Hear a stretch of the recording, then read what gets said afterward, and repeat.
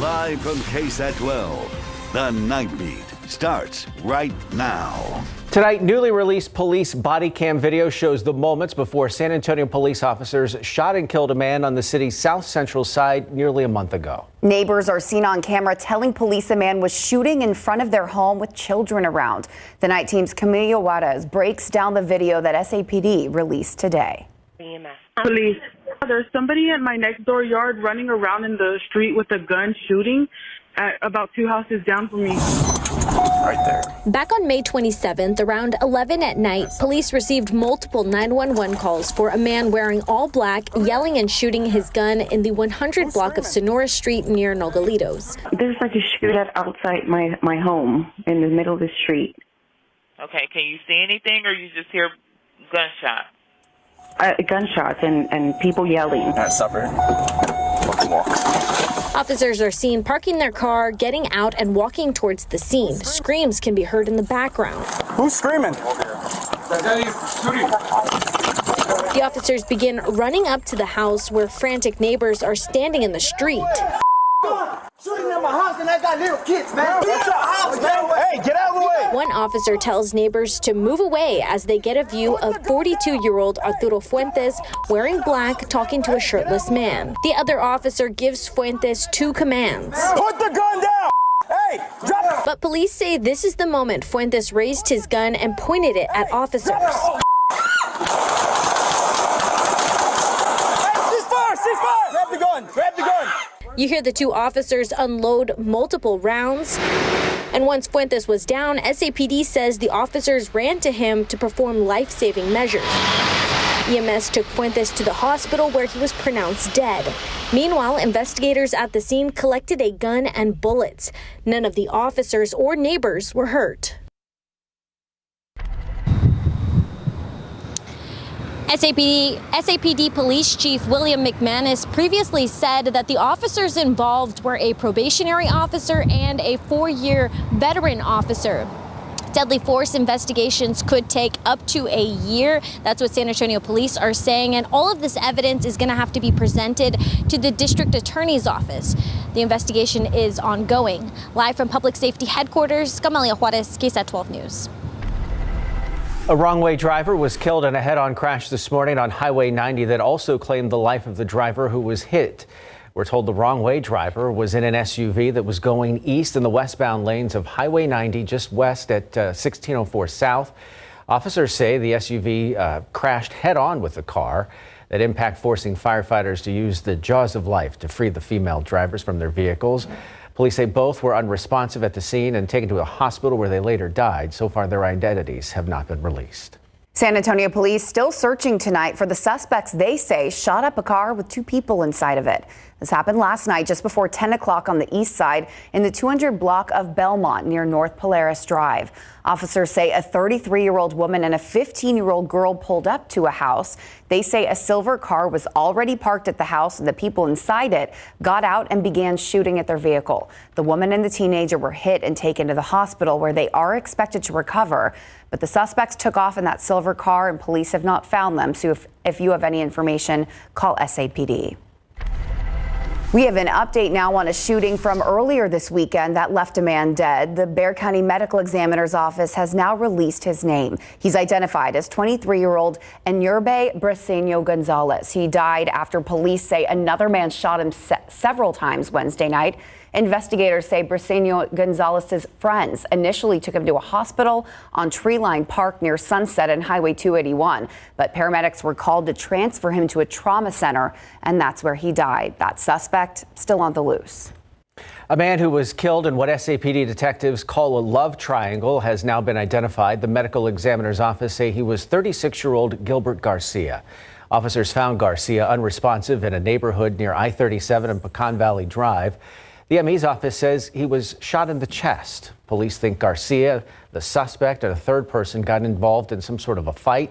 Around midnight on Wednesday, a suspect was taken into custody at that scene. SAPD and Crime Stoppers hoping you can help them find a suspect wanted in connection to the shooting death of Charles Martinez. He was killed almost a month ago in the 4300 block of Elridge Road near Old Highway 90. According to investigators, Martinez was standing in the street when people inside a black truck opened fire on him. Anyone who knows anything about the case asked to call Crime Stoppers. Their number 210-224-STOP or 7867. And we are just a little more than a day away from celebrating Juneteenth, but some folks were doing it early today over on the east side. This morning there was a parade that started out at Sam Houston High School, making its way over to Comanche Park, the site of this year's official Juneteenth festival. Participants and organizers told us that these events are put on to educate the public about the historic day and its significance to African Americans. It celebrates the emancipation of enslaved African descendants in America. Juneteenth, or Freedom Day, was officially made a federal holiday last year. And this weekend has been filled with those Juneteenth events to encourage people across the community to celebrate freedom and unity. But the spirit of this holiday extends much further than just one weekend. The night team's Avery Everett spent the day with community leaders working to keep history alive. This is what I call stepping back into time. If these walls could talk. These are all the city council person that has represented the black community of the east side. They'd have thousands of stories to tell. Charles Williams created his historical museum to keep San Antonio's black history alive. All of this means a lot to me, to be able to share this and to have this history on display for the community. And he says on this Juneteenth weekend, he's feeling freedom. Juneteenth is a lifestyle, so it means freedom in every sense of the word. And that's being celebrated community-wide. So this day is really about being your true, authentic self. E. Michelle says the Juneteenth block party celebrated freedom and unity, sharing educational resources and promoting black-owned businesses. And that's always a good thing, to be able to empower people. And she and Williams want to see more of this just beyond the weekend. It's not just today or Monday. It's every day. Through faces and names. If you come around this corner here. Williams wants his community to remember those who came before him. And there are individuals on the walls of this museum that had dreams about this day, that didn't live to see this day. With thousands of stories still to tell. It's a day to be happy. He's hoping this Juneteenth, people are listening. Avery Everett, KSAT 12 News. And Juneteenth celebrations are far from over. We have a list of all the other celebrations happening over the next 2 days. Just go to our website, ksat.com, and you can find them there. And if you did step outside to attend any of those Juneteenth activities today, or took Dad out for any early Father's Day plans, you know that it was incredibly hot and it was incredibly humid out there. And it is still very much so late this Saturday night. We've got a temperature in the upper 80s and low 90s still. And we mentioned that humidity. Dew points, how we measure that low level moisture in the atmosphere, still very elevated and oppressive in the upper 70s and low 80s. So it is sticky out there. Actual air temperatures in the upper 80s and low 90s still. But look at those yellow numbers. Those are still the heat index values, well into the triple digits this hour in and around the San Antonio area. Now, as we head into Father's Day tomorrow, still expect more heat and humidity. Upper 70s first thing in the morning, transitioning to the triple digits, feeling even hotter than that into the afternoon. We'll have a full look at that forecast and what we're expecting into next week coming up in just a few. Still ahead on the Nightbeat, a roach infestation, the reason why one Southwest Side restaurant was temporarily closed. I go behind the kitchen door to find out what they're doing now that they're back up and running. Plus, how clean is your hotel room? If you're planning on staying somewhere this summer, we have you covered. What a AAA inspector is checking out before you and your family check in. Plus, weekend weather hitting hard in the southeast. Excessive temperatures and deadly storms ravaging cities from Texas to Florida. A closer look at the damage. Millions of Americans are feeling the impacts of severe weather right now across the board. Excessive heat hitting parts of Texas, obviously, but also Louisiana, Mississippi, and Florida. Of course, Perryton, Texas, where 3 people were killed after a tornado left a path of destruction early Friday. And in Pensacola, Florida, more than a foot of rain has fallen there since Thursday. ABC's Dave Packer surveys some of the damage. More than 40 million Americans are under heat alerts amid scorching temperatures across parts of the South. Before I came out here, I made sure to drink plenty of water, dress for the sun, long layers. Cooling centers open in Dallas, Houston, and Austin. San Antonio hospitals say they're already seeing an increase in heat-related illness. You feel a little weaker, you don't feel right, maybe have a little bit of a rash, but then it goes on to more of an extreme weakness and disease.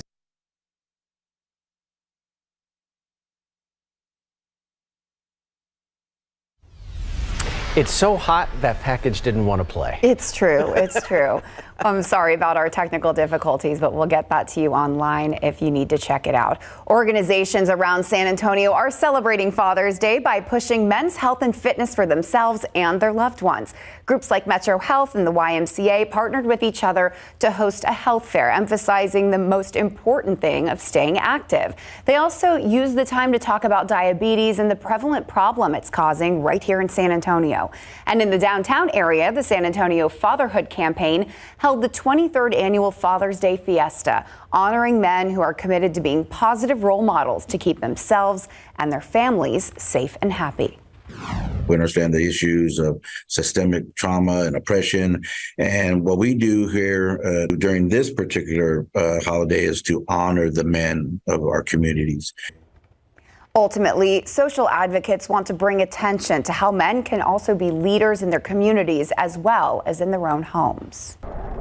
We all need to be thinking about our health as this heat wave continues. Is there any hope that this thing is going to be breaking down like in the next week or so? I will say by the later portions of next week, maybe by a few degrees. Yeah. But that's all I got right now. I know promising. it's not great. I wish I had better news. Maybe by the middle of next week, a slight break in the humidity. It is still going to be humid, but maybe not quite as oppressive as what we've seen over the past few afternoons. But, talking about Father's Day in theme with that, tomorrow it is still going to be another incredibly hot and humid day for any plans with Dad. I do think we will find some more sunshine out there tomorrow afternoon.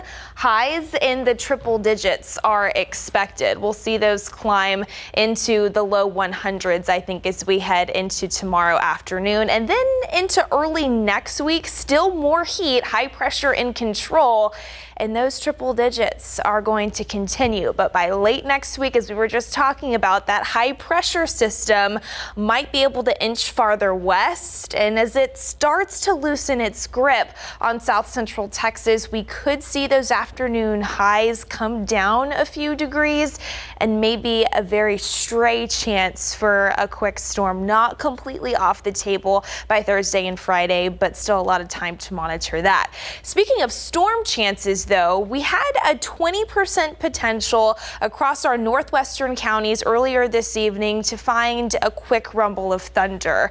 Not really seeing any of that. Most of it has stayed off to our north. We just have the bats on the radar closer to San Antonio, but a severe complex of thunderstorms continues to work its way closer to the Temple and Waco area, closing in on I-35 again, well to the north of our region. So we don't have any issues in the forecast throughout the remainder of the night. But the better bet for severe weather tonight has really been farther up to the north across portions of the plains. So stretching up into Kansas, down into Oklahoma, and even crossing the Red River into far northern Texas. Got a mixture of tornado watches and severe thunderstorm watches that continue here this hour as these complexes of storms continue to track farther eastward. But for us, we are still quiet out there, and that is all thanks to high pressure that is in control. Now, because of that high pressure, also that's why it has been so hot out there. Check this out, 89 degrees this hour. We've got a dew point just shy of 80, incredibly high and elevated. So it still feels like the triple digits outside late tonight, just incredibly hot. And as we head into Father's Day, again, those conditions are going to continue. So we're going to start off in the muggy upper 70s. And I do think we will find some more cloud cover out there first thing tomorrow morning, very similar to what we saw out there earlier this morning. But as we head into the lunchtime hour, that is already starting to break up. I think we're going to see some more peaks of sunshine, temperatures climbing into the low 90s because of that. And even more sun is in store as we head into the afternoon hours, temperatures climbing into the low 100s as as well. Around 102, that forecast high here in San Antonio, 101 in Canyon Lake, 103 in Floresville, potentially climbing to 104 in Pleasanton tomorrow afternoon out there in Atascosa County. And when we factor in that moisture still in place, take a look at the forecasted heat index values, climbing to about 110 to even 115 degrees in spots. Remember, that's what it feels like to your body when you do step outside. So definitely stay hydrated out there and practice heat safety. As we head into the beginning of next week, dew points still elevated, but notice by Tuesday and Wednesday, that's potentially when we could catch a slight break in some of that humidity. Yes, it will still be muggy out there, but the slightly drier air also helps temperatures, actual air temperatures warm up. So triple digits are still expected, especially for the summer solstice, which officially kicks off on Wednesday. And then as that high pressure system moves west, you can see by Thursday and Friday, maybe a few degrees cooler. I don't even want to use the word cooler because it's hot still, and we'll monitor for a very stray storm chance by then too, guys. I'm glad our microphones weren't on. We were just like complaining, groaning through that whole It is officially stupid hot. Yeah, it's pretty gross. Thank you, Mia. All right. We are getting very close to the NBA draft, which means we're very close to welcoming a young Frenchman possibly back to That's, yeah, guys, that is definitely the plan. And the Spurs' likely top pick, that would be Victor Wembanyama, giving us a small clue about when you could see him in silver and black for the first time. That's why we're going to break this down. Again, it's just a little morsel, a little hint there. So yeah, we'll talk about that in just a little bit. Plus, some local football standouts are giving back to the community in a very big way. We'll take a tour of some summer camps that were held in the Alamo City this weekend. Sports is up next.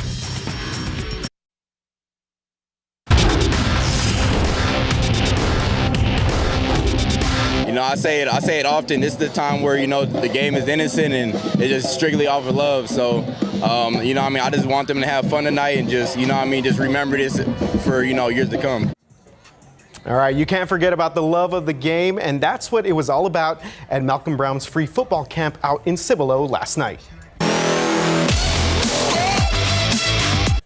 But first, the countdown is on for Thursday's NBA draft, and all eyes here in San Antonio are on French phenom Victor Wembanyama. So it's not a secret the Spurs will likely take Wembanyama with the #1 pick in the draft. But the question now is, will he play in the NBA Summer League? Well, we got some insight into that answer after Wembanyama's French team lost in their finals. So during his post-game conversations, Wembanyama was asked if he'll play in the Summer League next month, and the 19-year-old replied, quote, "A little bit."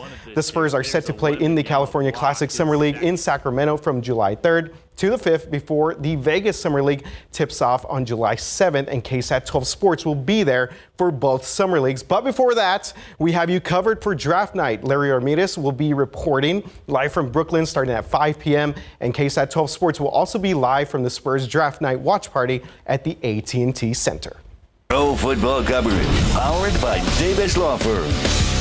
Former Steele High School star and Texas Longhorn running back Malcolm Brown once again held his free football camp for kids last night at his old stomping grounds. Brown, who played 8 years in the NFL, had other football standouts join him at the camp. And that includes the UTSA Roadrunners quarterback Frank Harris and safety Rashad Wisdom.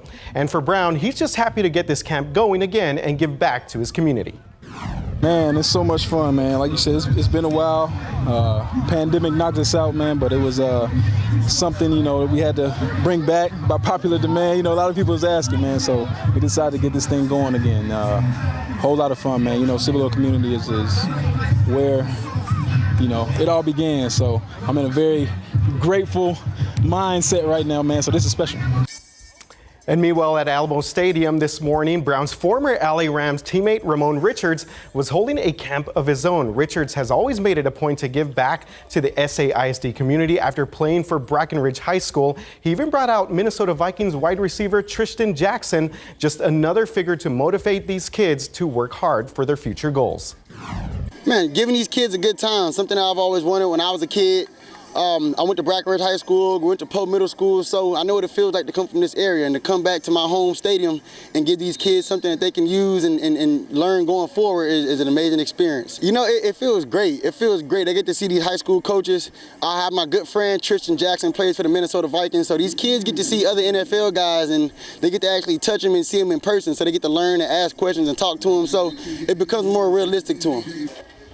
So awesome to see some of our former San Antonio standouts give back to the community this week. It looked like the kids really enjoyed themselves out there this weekend. Round 3 of the U.S. Open today, and it was a battle all day for the 3 men at the top of the leaderboard between Ricky Fowler, Wyndham Clark, and Rory McIlroy. But Bryson DeChambeau made a big run, moving up 10 spots and was tied for 9th.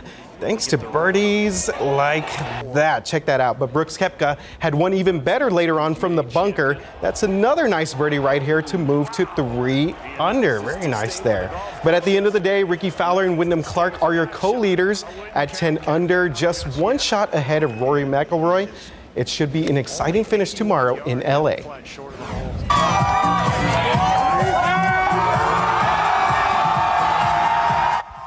All right, just some of the fun out there in Vegas. The Stanley Cup made its way down the Las Vegas Strip from casino to casino Tuesday night and into Wednesday morning, of course. Today was the Victory Parade. Check this out, for the Golden Knights' first ever National Hockey League Championship. So the party, of course, is still going on right now. The plaza outside of T-Mobile Arena was at capacity just a few hours ago, and this party doesn't look like it's nowhere close to ending tonight in Sin City. It's not like they need another reason to party out there in Las Vegas, guys.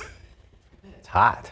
It's probably hot, yeah, but you got to like celebrate a championship. All right. even the heat isn't going to stop Vegas from partying, No, right? definitely not. Yeah, they're kind of used to it, I think. Thanks, RJ. All right, still ahead on the Night Beat, finding flaws. What the DOJ is saying about the way the Minneapolis Police Department treats the citizens they're supposed to be serving.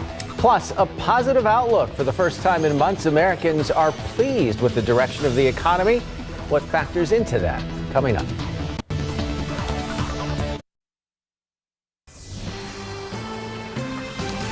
A roach infestation forced health inspectors to temporarily shut down a Southwest Side restaurant. The owner told me this week he's working hard to win back his customers and keep things clean behind the kitchen door.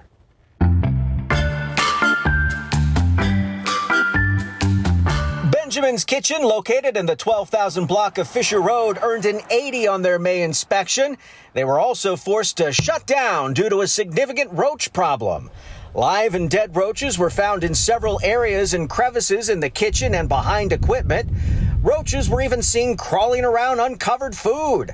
The business was also in need of some serious cleaning, the inspector noting a detailed cleaning is required to remove a buildup of grease, dust, and debris. The inspector suspended their license and gave them a long list of violations to correct before being allowed to reopen. They were open for business when I stopped by this week to ask some questions. I'm with KSAT. I do behind the kitchen door. I wanted to ask somebody about the recent inspection you guys had that led to the shutdown.